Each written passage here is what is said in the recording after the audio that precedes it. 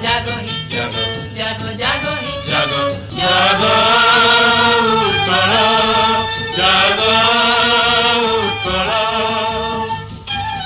भारतीय स्वतंत्रता संग्राम के विभिन्न चरणों में ओडिशा का पाइक विद्रोह था अंग्रेजी हुकूमत के खिलाफ हुआ एक ऐसा विरोध जिसने इसके बाद उठने वाली आवाज को बुलंद किया था। सितंबर 1803 में मराठा शासित ओडिशा अंग्रेजों के कब्जे में आया।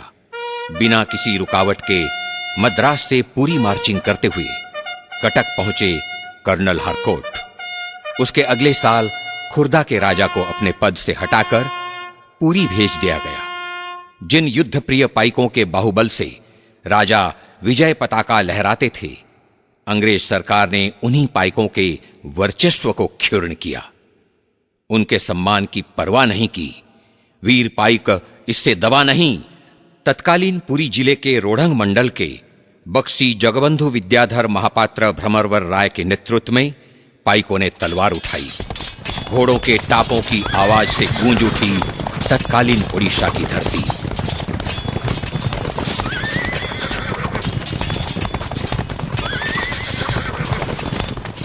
कटक के कमिश्नर जे रिचर्डसन के आनुमानिक आकलन के हिसाब से ओडिशा की जनसंख्या थी लगभग 14,50,000। एक तिहाई इलाका जंगलों से भरा था। जंगल में थे शेर, हाथी और चीते। यही था पाइक विद्रोह का दृश्यपट। उत्कल विश्वविद्यालय के इतिहास विभाग की प्रोफेसर जयंती दोरा ने उस दृश्यपट का एक बार फिर से विमोचन किया है। पाइकों का शाब्दिक अर्थ पैदल सैनिक है। इनको 16वीं शताब्दी के बाद ओडिशा के राजाओं द्वारा विभिन्न सामाजिक समूहों से वंशानुगत भर्ती किया जाता था। इसके बदले उन्हें भूमि प्रदान की जाती थी जो कि कर मुक्त होती थी। सेवा के बदले उपाधियां भी दी जाती थी। ओडिशा में यह एक स्थापित परंपरा था। पाइक योद्धाओं के रूप में और लोगों की सेवा भी करते थे। ये लोग भगवान जगन्नाथ को ओडिया जाति का एकता का प्रतीक मानते थे। लेकिन अंग्रेजों की आने के बाद व्यवस्था में बदलाव हुआ जो कि असहनीय होता था। खुर्दा से ये विद्रोह शुरू हुआ और इसके नेता बक्सी जगबंधु थे जो कि खुर्दा राजा मुकुंद देव की दीवान हुआ करते थे। इस विद्रोह के कई सामाजिक, आर्थिक और राजनीतिक कारण थे। 1803 में कंपनी द्वारा ओडिया विजय प्राप्त होने के बाद पाइकों की शक्ति एवं प्रतिष्ठा घटने लगी थी। अंग्रेजों ने इनकी वंशानुगत कर मुक्त भूमि हड़प ली थी और इनको मिलने वाले सारे लाभों से वंचित कर दिया था। कंपनी की सरकार एवं कर्मचारी द्वारा उनसे जबरन वसूली और साथ ही उत्पीड़न भी दिया जाता था। नई सरकार द्वारा लगाए उच्च कर के कारण नमक की कीमतों से भी वृद्धि आम लोगों को परेशानी में डाली थी। कंपनी के आने से पहले कौड़ी मुद्रा व्यवस्था प्रचलित थी पर कंपनी ने इसको बंद कर दिया था, जिसके कारण से चांदी में कर चुकाना पड़ता था जो कि असंतोष की बड़ा कारण बना था। ओडिया लोगों के लिए भगवान जगन्नाथ असीम आस्था का प्रतीक है और राजा उनका प्रतीक छवि थे।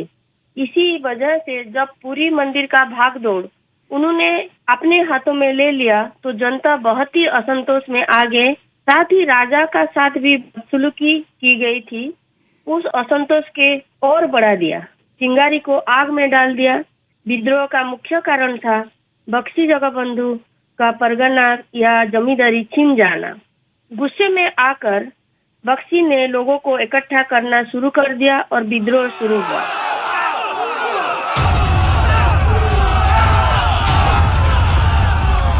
विद्रोहियों ने बाणोपुर की ओर आगे बढ़ते हुए थाने पर आक्रमण किया। थाना तहस नहस हो गया। खजाना लूट लिया गया। चिलिका के किनारे नमक एजेंट बेचर साहब को पकड़ने के लिए पाइका दौड़ पड़े। खुर्दा शहर पर आक्रमण किया, परंतु सशस्त्र सुसंगठित अंग्रेज सेना से लगभग 2 साल तक लड़ने के बाद उनकी हार हुई। विद्रोह के बारे में प्रोफेसर प्रीतिश आचार्य कहते हैं, लड़ाई में बैलेंस नहीं था। एक तरह से हम कहेंगे जो पाइकों के पास जो ट्रेडिशनल आर्ट जो अंग्रेज आने से पहले जिससे लड़ते थे उसी से अंग्रेजों के साथ उन्होंने लड़ाई की। और अंग्रेजों के हाथ में पैसे थे, अत्याधुनिक अस्त्र थे और उनके हाथ में काफी ताकत भी था और इसी के कारण पाइक विद्रोह असफल रहा। लेकिन हम कहेंगे असफल नहीं रहा क्योंकि आने वाले दिनों में एक सोर्स ऑफ इंस्पिरेशन भी बना और बाकी लोगों के लिए, खास करके जो आने वाले पीढ़ी के लिए, कि हमारे पूर्वज इस तरह से अंग्रेजों के खिलाफ, अंग्रेजों के जो उपनिवेशवादी शासन के खिलाफ, अन्याय के खिलाफ उन्होंने हमें भी जारी रखना है। 1925-27 में भी जो वहाँ बोलगढ़ में हम कहेंगे कांग्रेस के मूवमेंट में, वो सब में एक सोर्स ऑफ इंस्पिरेशन, क्योंकि एक लीगेसी जो चलता है, ये इतिहास का जो एक लीगेसी कि हमारे पूर्वजों ने क्या किया, इस अन्याय का, इस तरह के अन्याय का विरोध किया था या नहीं किया था, और जब किया था तो हमें भी करना चाहिए। और ये काफी दिन तक आप देखेंगे हमेशा जो खुर्दा में जो फ्रीडम स्ट्रगल भी, नेशनल स्ट्रगल भी काफी स्ट्रांग रहा, यही कारण था। 1825 में बख्शी जगबंधु को गिरफ्तार कर लिया गया और जेल में रहते हुए 4 साल बाद उनकी मौत हो गई। इस विद्रोह से पूर्व भारत में अंग्रेज सरकार की कुछ समय के लिए जड़ें हिल गया था। इस विद्रोह के बाद अंग्रेजों ने काफी सतर्क हो गए थे।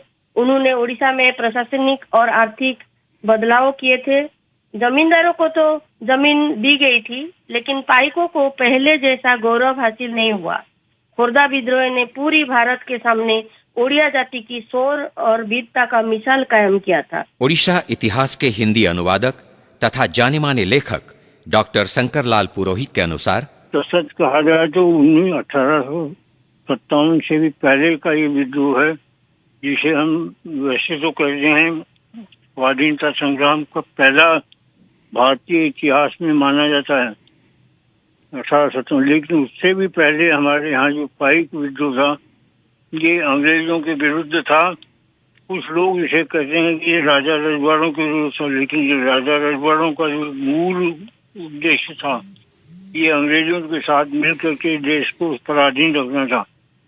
लेकिन पाइक विद्रोह एक पहला विद्रोह है सारे देश में, जिसने अंग्रेजों और इन शासन को विरुद्ध करके स्वाधीनता का संग्राम शुरू किया था। मुझे लगता है भारतवर्ष में ये पहला स्वाधीनता संग्राम, इसे की मान्यता इसी को दी जानी चाहिए। बरुणई पहाड़ की तलहटी में उस अमर संग्राम की गाथा सुनाने के लिए शायद पाइक विद्रोह स्मारक बन जाए, परंतु वीर पाइक अतीत को नहीं बल्कि भविष्य को देखता है। इसीलिए खुर्दा की जमीन पर 50 से अधिक पाइक अखाड़ों में आज भी चल रही है पाइकों की रण की तैयारी। उसमें ना है कोई हिंसा, ना ही कोई आक्रोश है, तो केवल मातृभूमि के लिए सदैव तत्पर पाइक की तपस्या।